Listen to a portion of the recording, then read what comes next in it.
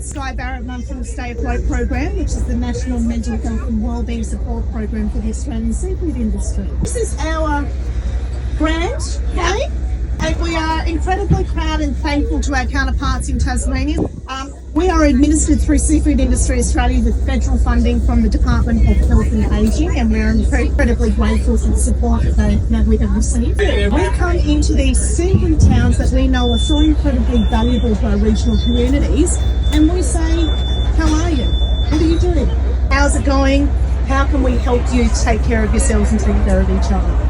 So we are not a program that's here to override or reinvent the wheel when it comes to some incredible services that are available Australia-wide.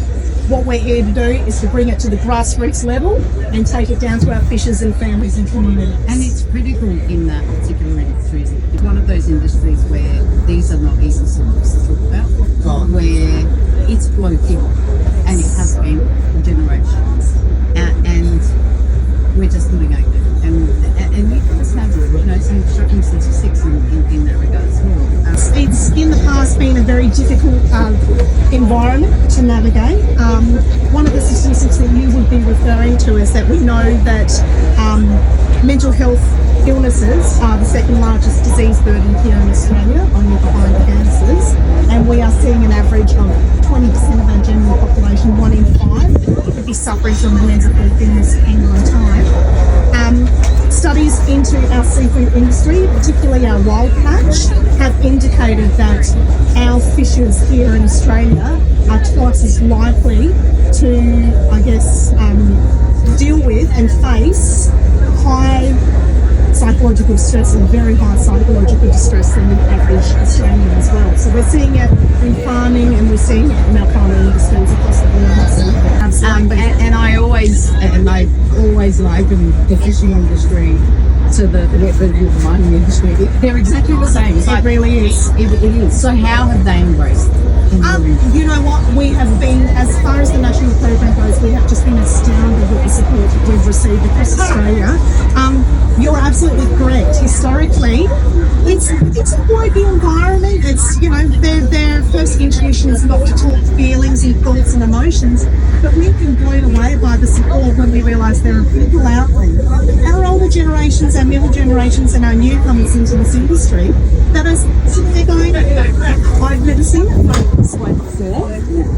Now that I can see this, it's helping me process and better understand that it's not all about sitting down and talking about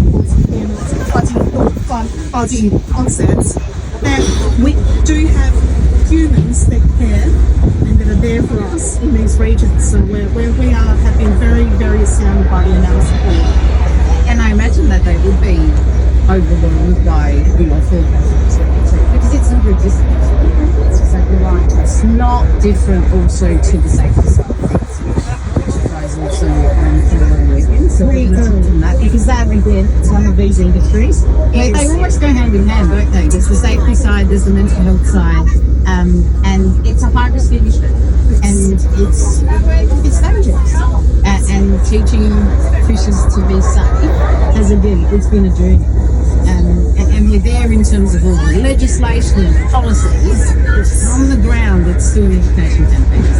It is, and thank you for asking, because we are very proud as well through Seafood Industry Australia to have our sister program that we like to call it, which is Seasafe. And what we're talking in Seasafe is we're talking about the culture of safety practices. So we are absolutely acknowledging the legislation and regulation that's built our safety culture here in Australia and the seafood industry. But we're saying, you know what? We have some really great protocols in place there, great regulations that make sense. But what about us? And what about that intrinsic link when we bring it back to being human and that mental health, well-being component that turns into physical component? So we're saying, let's build this safety culture in this industry and take care of each other, take care of your mate. The motto is be safe even when nobody's looking.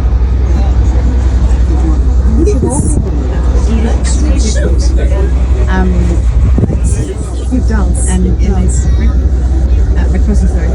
Yes, we know you've been. I know you've been.